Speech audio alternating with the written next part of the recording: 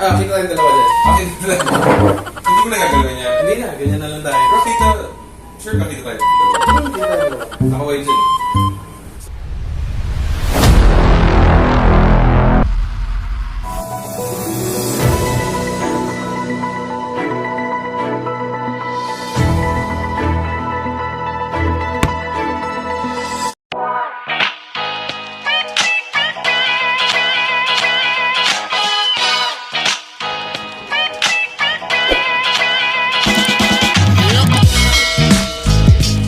For watching another episode of A Day in the Life for Gawin Mao. So May 9, election na. So as part of our campaign for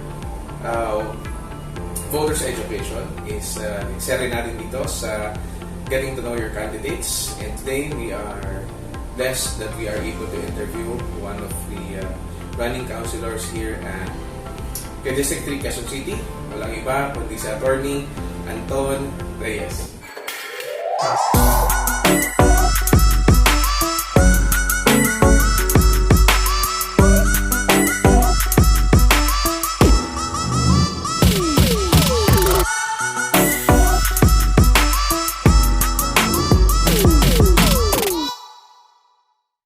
Morning. Good day to everyone watching.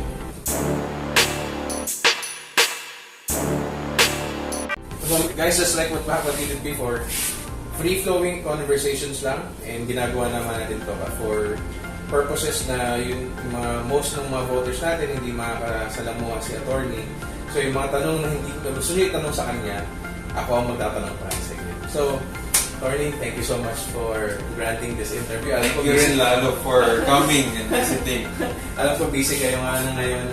So, first, yung mga hindi nakakilala sa'yo, please introduce yourself muna. Hello everyone. Good day sa inyo. I'm Atty. Anton Reyes. I'm running for councilor here in the 3rd District of Quezon City as was mentioned.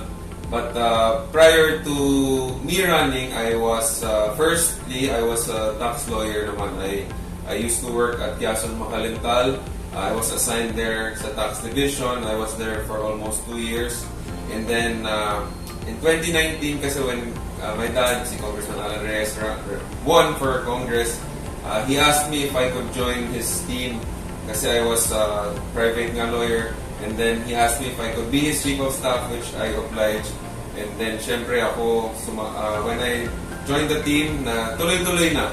Diba, pumasok yung pandemic. And then for the last 2.5 years, I was his chief of staff in charge of his infrastructure, number 1, social services of the office, and livelihood programs namin. Ako din yung nagpapatakbo. Ako yung nagpa-process ng papers for medical assistance and all other kinds of social services pass through this office. Kaya it's a very, very good opportunity for me na nakilala ng mga tao as the chief of staff and ngayon as one of their candidates for councilor naman. So, Anton, ilan taon ka na? Or, ayan. Sa age naman, I think, wala ba sa itsura? And I'm 31 years old. 31, I'm turning 32 this 2022 sa September. Batang-bata pa. Mas bata lang sa akin ng mga 2 years. So, anyway, attorney, kasi alam mo naman dito sa atin, medyo mabigat ang labanan sa distrito. So far, it's not an easy decision for anyone to run, especially sa scope and the wideness of the vastness of the district. So, what made you run? First of all, actually, before running naman, bilang chief of staff ni Kong Alan, I was exposed already kasi I wasn't, hindi naman ako yung chief of staff na pinabayaan ni Kong Alan sa office lang. The pandemic talaga, I think yun yung naging isang reason kung bakit na-develop and nag-grow and nag-mature ako. Because during the pandemic, that's when I learned na hindi rin madali na maka-deliver ng services. Diba? Given, number 1, yung pandemic restriction, talagang limited yung mga taong lalabas, and even if lalabas sila, yung mga seniors hindi naman makalabas. The PWD, the children, they weren't allowed nung simula ng pandemic lumabas. So, nung nagsimula ako, nakita ko na ang dami ko pang pwede gawin. Our office naman, I think we were able to deliver yung social services na kailangan. Simula pa lang ng pandemic, nung nag-announce ng March 15, nung pa lang nakalabas na kami, we were able to mobilize. So, na-challenge ako and nakita ko na as congressman and as the chief of staff at that time, we were able to meet naman the demand. Siyempre, hindi rin perfect yung system dahil biglaan yung pandemic. But slowly we were able to adjust. Kaya nga naisip ko na if given the chance to serve our people here sa 3rd District as isa sa mga councilor, konsehal dito, tingin ko naman ipapala rin din si Kong Alan, yung tandem namin, we can be able to deliver more better services and will be more prepared na maka-adjust and makatulong sa mga tao. Sabi ko nga, itong challenges sa pandemic made you decide to run. So, para matuloy-tuloy yung mga pagdulong sa mga tao. So, would it be safe to say na you find something lacking? That's why you needed to put yourself in the mix? I wouldn't say naman na lacking, but it's more nakita ko kasi na yung partnership, important yung partnership ng local and national government. Working in the national level, I can speak from national lang kasi wala namang experience pa sa local. But working sa national, I saw important pala yung coordination, important pala na yung how important na may tulungan, may coordination from local and national government para mas streamline yung services. Kasi mahirap din yung tulad namin, we were working from the national.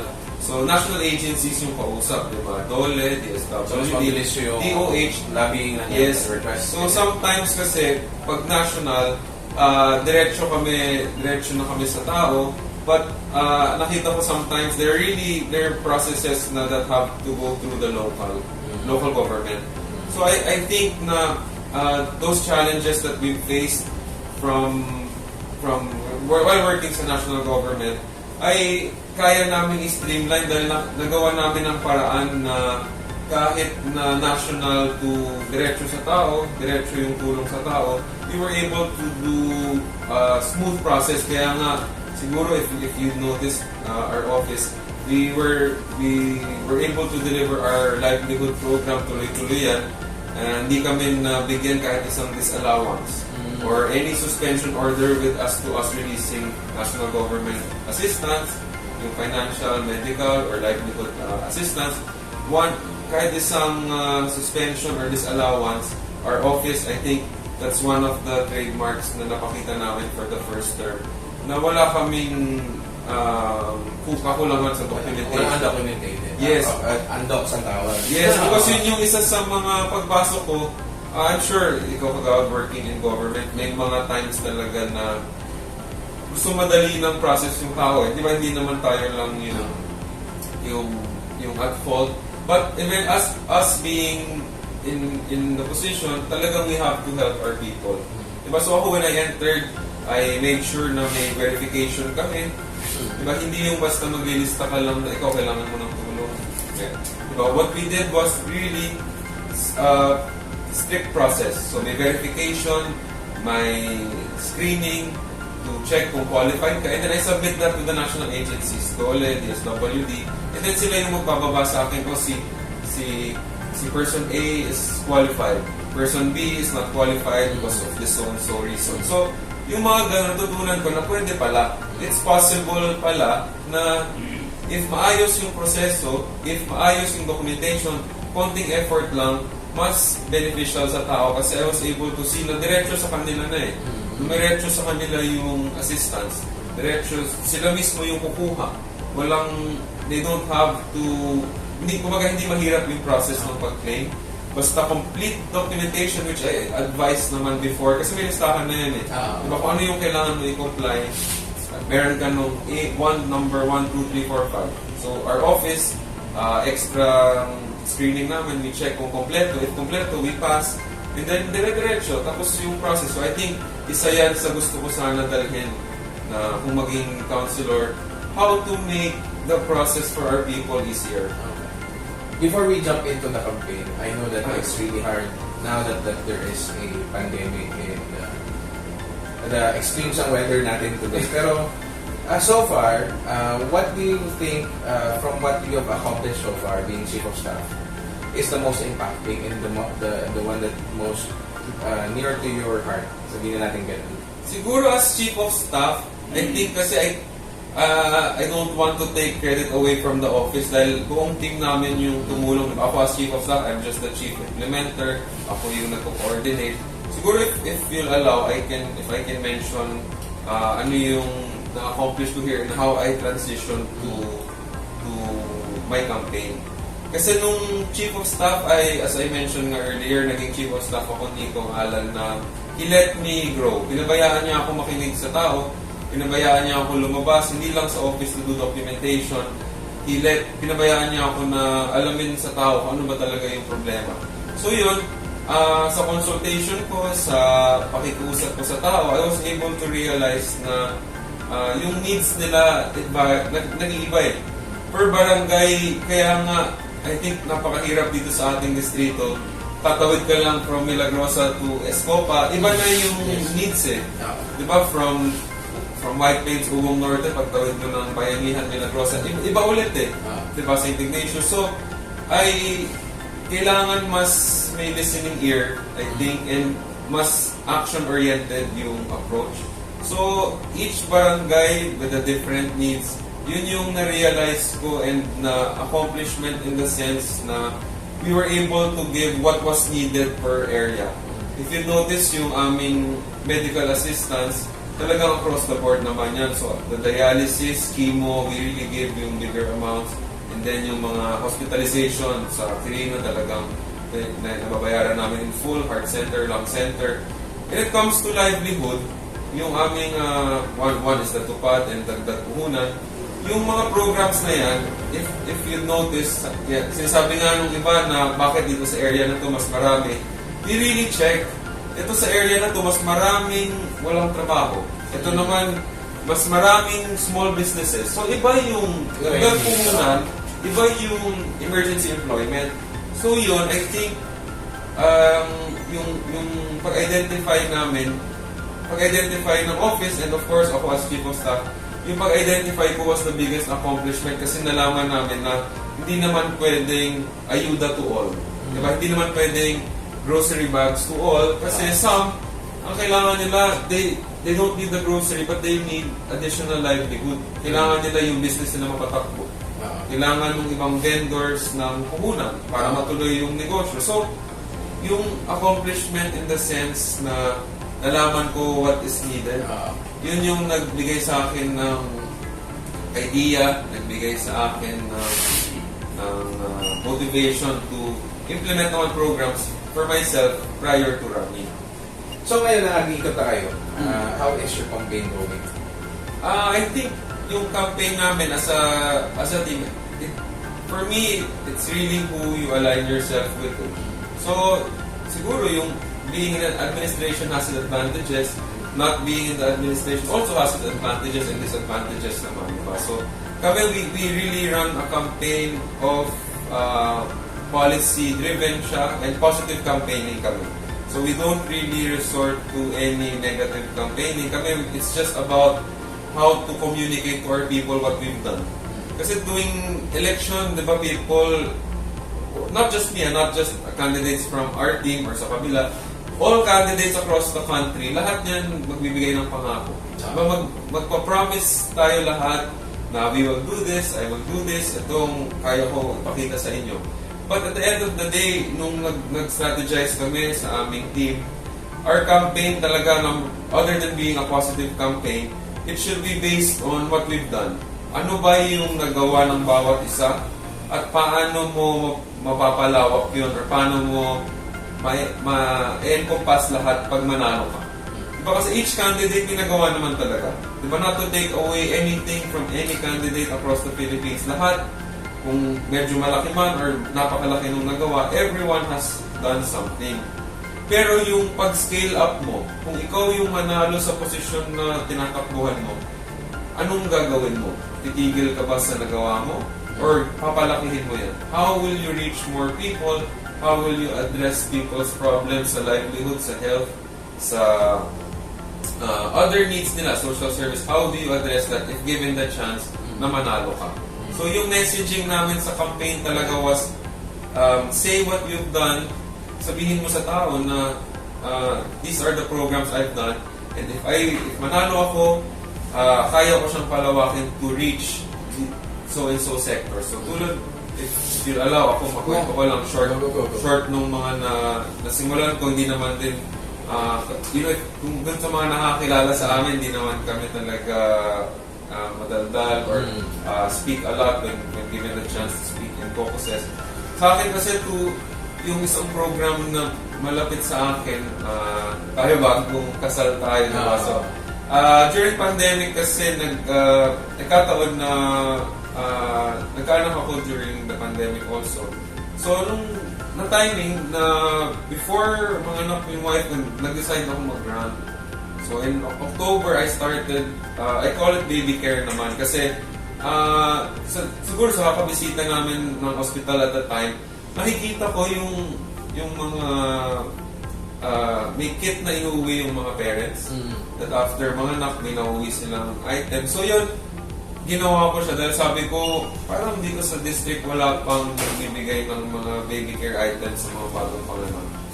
So, I started in October. Lahat ng mga nanganganak ay pinapadalhan ko ng baby care kit. So, it's just some items na magagamit nila for the first few weeks of their birth, ng mom at ng bata. So, nakita ko na yung sector nila na walang pumapansin, yun yung nais ko pasukan. Kaya nga when I started giving the baby care kit, naging part na ng campaign. Promise if those sa mga viewers natin na nakapanood na sa akin or have heard me speak, talagang sinasabi ko yung baby care, ayoko mag-stop lang dun sa items na ibibigay natin. Gusto ko sana if maging counselor ako, if God willing na gawin akong counselor, I will also include the vitamins. Being a first-time father, and nakita ko naman yung mga lumalapit dito for medical assistance, kulang yung vitamins and nutrition ng mga bata. And sila minsan pumipila kung saan-saan.